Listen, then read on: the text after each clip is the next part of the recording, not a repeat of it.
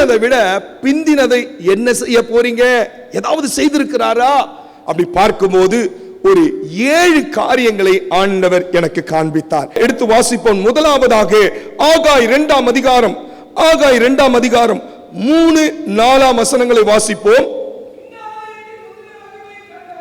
இந்த ஆலயத்தின் முந்தின மகிமையை கண்டவர்கள் உங்களுக்குள்ளே மீந்திருக்கிறவர்கள் யார்? இப்பொழுது உங்களுக்கு இது எப்படி கேட்கிறார் பாருங்க. அப்படியே லிட்டரலா பாருங்க. இதில் முந்தின மகிமையை பார்த்தவர்கள் உண்டா? இதுல இருந்த மகிமையை பார்த்தவர்கள் உண்டா? இனிமேல பார்க்க போகிறவர்கள் ஆர்வமா இருக்கிறீர்களா? படிப்போம். உங்கள் பார்வைக்கு இது ஒன்றுமில்லாதது போல, சாதாரணமா வந்து போகிறது போல, சண்டே சர்வீஸ் வருகிறது போல திருச்சபை காணப்படுகிறதா? ஆனாலும் செருபாபேலே திடன் கொள். ஹல்லேலூயா. இந்த புதிய ஆண்டிலே திடன் கொள். அப்புறம்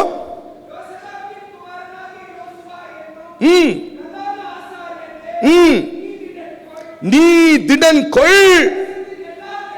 தேசத்தின் எல்லா ஜனங்களே திடன் கொள்ளுங்கள். என்ன சொல்றாரு? வேலையை, எந்த வேலையமா? கர்த்தருடைய வேலையை. நம்மெல்லாம் நம்முடைய பணிகளை செய்கிறோம். குடும்ப பணி, வீட்டு பணி, ஆபீஸ் பணி, பிசினஸ் பணி, அது நம்ம பணி. அது பரலோக லெட்ஜர்ல வராது. ஹல்லேலூயா. ஆனால் ஆண்டவர் திருச்சபைக்குள்ளே வந்திருக்கிற தேவப்பிள்ளையே, நாம் ஒவ்வொருவருக்கும் ஒரு பொறுப்பை, ஒவ்வொருவருக்கும் ஒரு பாரத்தை, ஒரு பாசத்தை, இது என் சபை, இங்கே நான் ஆசீர்வதிக்கப்பட்டிருக்கிறேன், நீங்கள் இந்த ஆலயத்திலே இந்த ஆண்டு தேவனுக்காக வேலையை நடத்துங்கள், திடன் கொள்ளுங்கள் சொல்லிட்டு 9ஆம் வசனத்தில் என்ன சொல்றார் பாருங்க. முந்தின ஆலயத்தின் மகிமையை பார்க்கிலும் புதிய ஆண்டிலே வந்திருக்கிற தேவ பிள்ளையே, விசுவாச மக்களே, அருமையாக தேவனுக்காக எழும்ப வாஞ்சியோடு துடிக்கிறவர்களே, உங்களுக்கு கர்த்தர் இந்த காலவெளியிலே தீர்க்க தரிசனமான ஒரு வார்த்தை. முந்தின ஆலயத்தின் மகிமையை பார்க்கிலும் இந்த பிந்தின, இந்த ஆண்டின் புதிய ஆண்டிலே பிந்தின ஆலயத்தின் மகிமை பெரிதா இருக்குமா சிறிதா இருக்குமா?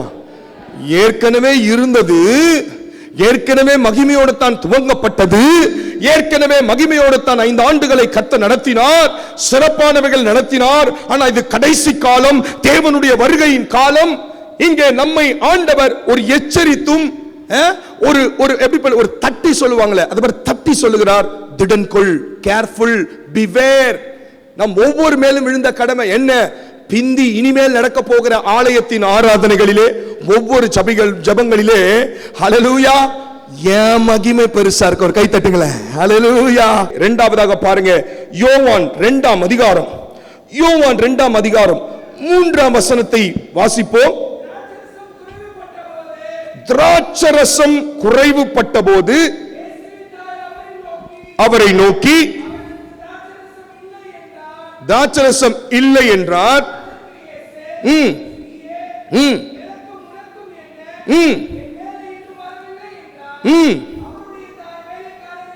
வேலைக்காரரை நோக்கி, அவர் உங்களுக்கு என்ன சொல்லுகிறாரோ சொல்லிவிட்டார்கள்.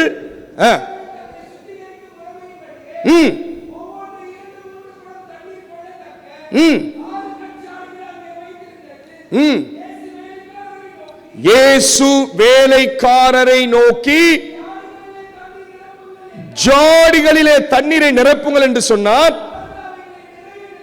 அதை நிறைய நிரப்பினார்கள். நீங்கள் இப்பொழுது இதை மொண்டு கொண்டு போய் பந்தி விசாரிப்புக்காரிடத்தில் கொடுங்கள் என்றார். அவர்கள் கொண்டு போனார்கள். நல்ல கவனிங்க, அந்த திராட்சரசம் எங்கே இருந்து வந்ததென்று தண்ணீரை மொண்ட வேலைக்காரனுக்கு தெரிந்ததை அன்றி வேற யாருக்கும் தெரியவில்லை. அதை விட ஒரு சூப்பரான வார்த்தை அடுத்த வசனத்துல,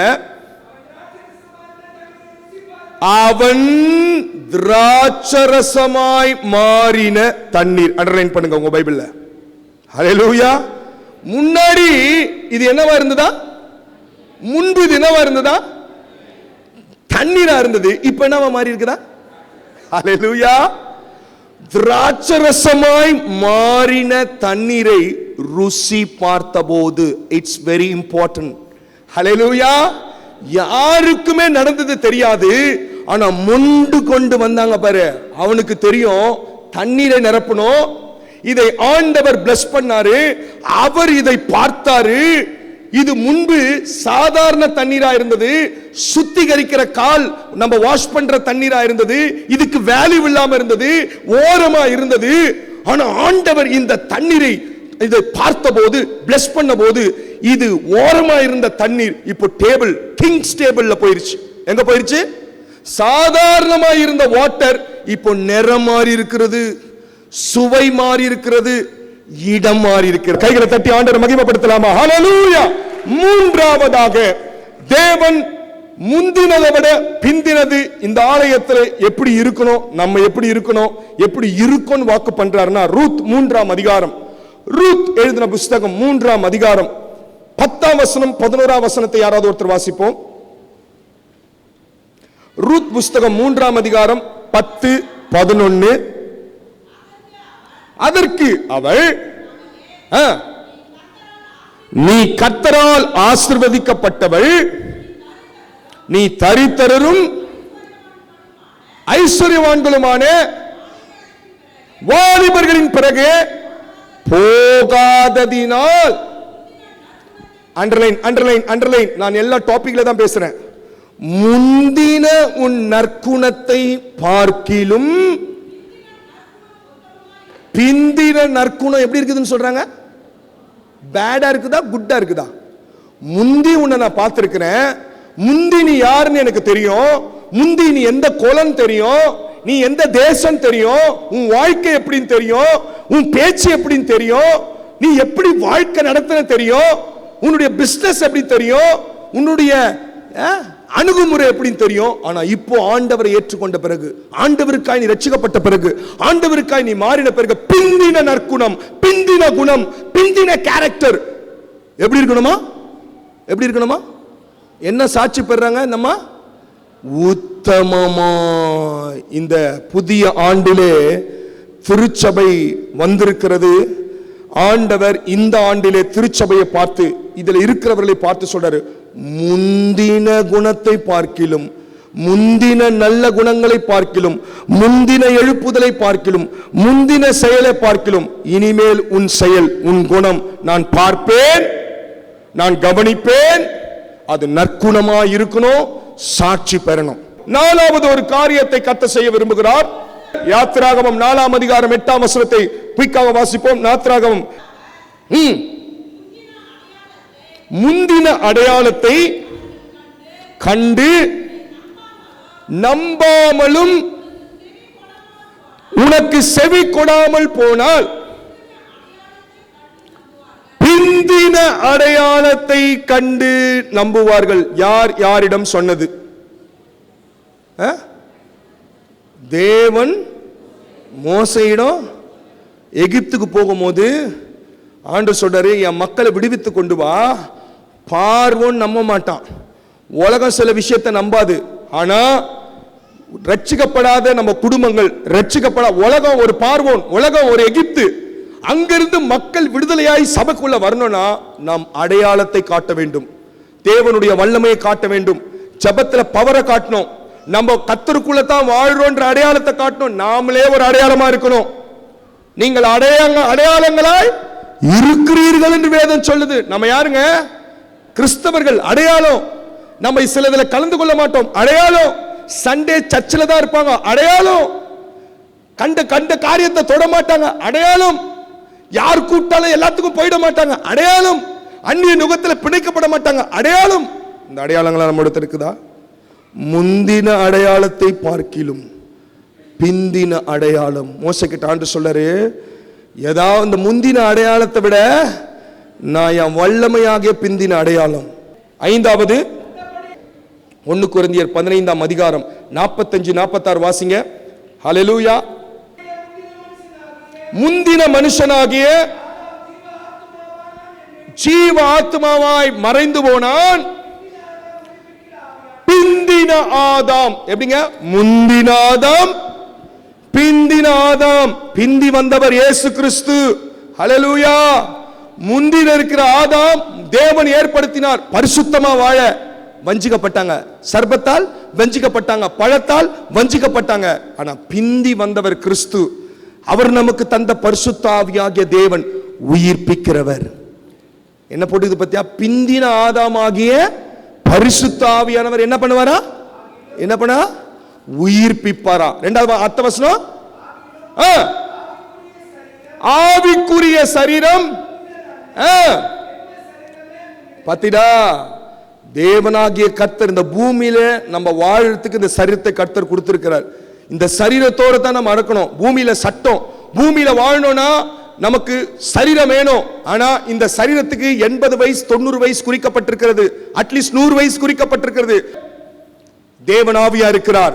நமக்கு 80 வயதோ 90 வயதோ 70 வயதோ கர்த்தர் இந்த பூமியில நம்மளை ரட்சித்து அவருக்கு அடையாளமாய் இருக்க, அவருக்காக வாழ, அவர் மகிமை வெளிப்படுத்த, அவருக்காக யாவற்றையும் செய்ய தேவன் நம்மை பரிசுத்த ஆவியினாலே நிரப்பி இருக்கிறார். எத்தனை பேர் நம்புறீங்க? நிரப்பப்பட்டிருக்கீங்களா? யோபு 42ஆம் அதிகாரம் 12ஆம் வசனத்தை வாசிப்போம் கடைசியாக.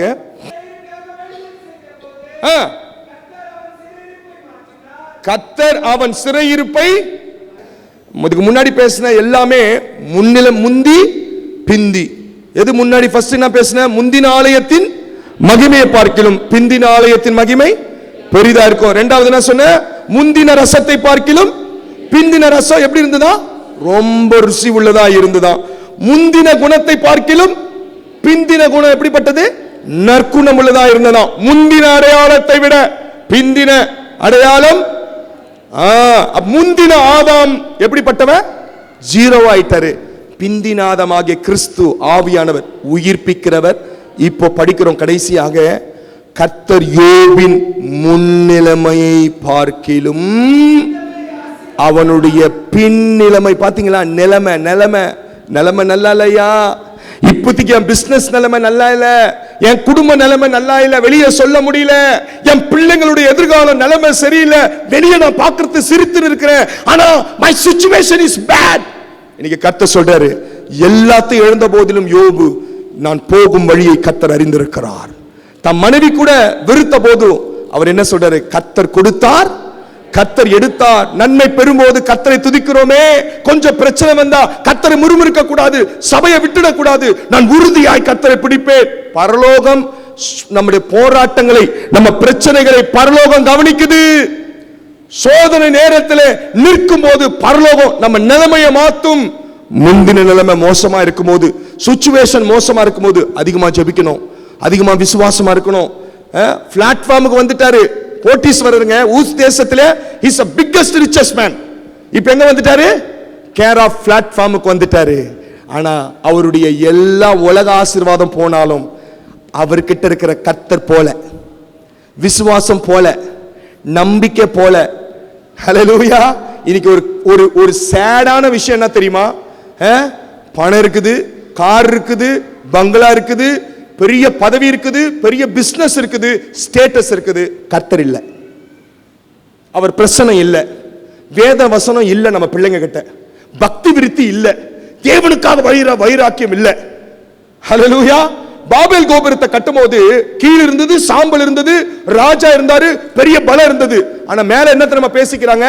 அவங்க கிட்ட எல்லாம் இருக்குது, ஆனா தேவன் இல்ல. என்ன நடந்துச்சு தெரியுமா? நமக்கு தெரியும். ஆதியாகமம் 11ஆம் அதிகாரத்துல கர்த்தர் இறங்கி வந்து அதை சிதறடித்தார். தேவன் இல்லாத எதுவும் வாய்க்காது, தேவன் இல்லாமல் செய்கிற எதையும் அது நடக்காது. அது நல்லா நடக்கிறது போல இருக்கும். பிரசங்கம் ஜபம் இல்லாம, சபைக்கு வராம, பக்தி விருத்தி இல்லாம, ஜபம் பண்ணி தொடங்காம, கர்த்தருக்கு முக்கியத்துவம் கொடுக்காம நம்ம செய்யலாம். ஆனா துவக்கம் எப்படி இருக்கும்? ஜகஜோதியா இருக்கும், முடிவு சிதறி போயிருக்கும். ஆனா துவக்கம் அற்பமா இருந்தாலும் முடிவு, துவக்கம் தண்ணி எப்படி இருந்தது? ஜாடியில ஃபீட் வாஷ் பண்ண ஜாடியில நம்ம கால் கழுவி திருவிருந்து கொடுப்போமே, அந்த வாட்டரை உள்ள வைப்போமா வாசலாண்ட வைப்போமா? வாஷ் பண்ணிட்டு ஃபீட் வாஷ் பண்ணிட்டு திருவிருந்து எடுப்போமே எப்பாவது.